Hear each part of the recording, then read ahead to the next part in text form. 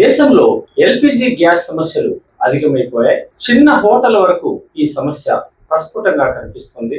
ఏదో విధంగా గ్యాస్ సమకూర్చుకుని చిన్న చిన్న వ్యాపారులు నిత్య వ్యాపారాలు చేసుకుని బ్రతికే వాళ్ళు కూడా గ్యాస్ సకాలంలో అందక హోటళ్లు మూసేస్తున్న పరిస్థితులు మనం చూస్తున్నాం. ఇదే క్రమంలో విజయవాడలో హోటల్స్ అసోసియేషన్ యాజమాన్యం వాళ్ళ అసోసియేషన్ యూనియన్ నాయకులు ప్రతి సోమవారం అన్ని హోటళ్లను మూసివేయాలని, కొన్ని హోటళ్లలో టీ కాఫీలు మాత్రమే అందుబాటులో ఉండేలా చూడాలని నిర్ణయించుకోవడం ఆందోళన కలిగించింది. మధ్యప్రాచ్యంలో ఏర్పడిన యుద్ధ వాతావరణం వల్ల మనకు గల్ఫ్ నుంచి రావాల్సిన పెట్రోలియం ఉత్పత్తులు సకాలంలో రాక ఇరాన్ వద్ద హర్మూజ్ జలసంధి వద్ద ఆగిపోవడం దేశంలో ఈ పెట్రోలియం ఉత్పత్తుల సమస్యలు స్పష్టంగా ప్రజల మీద ప్రభావం చూపాయి.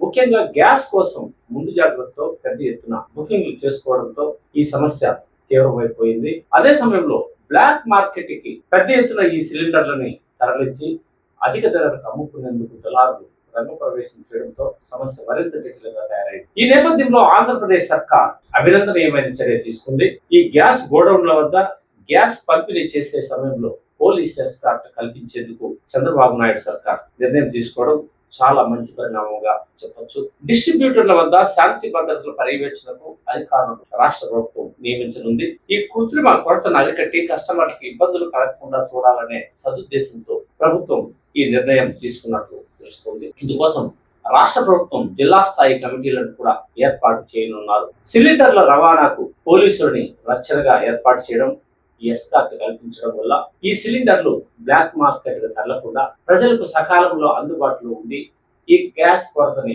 అధిగమించేందుకు చాలా బాగా దోహదం చేసే అవకాశం స్పష్టంగా కనిపిస్తుంది. ఏదేమైనా ఆంధ్రప్రదేశ్ లో చంద్రబాబు నాయుడు సర్కార్ తీసుకున్న ఈ నిర్ణయం గ్యాస్ సమస్యల నుంచి కొంతవరకు ప్రజలను కాపాడుతుందని పలువురు అభిప్రాయం.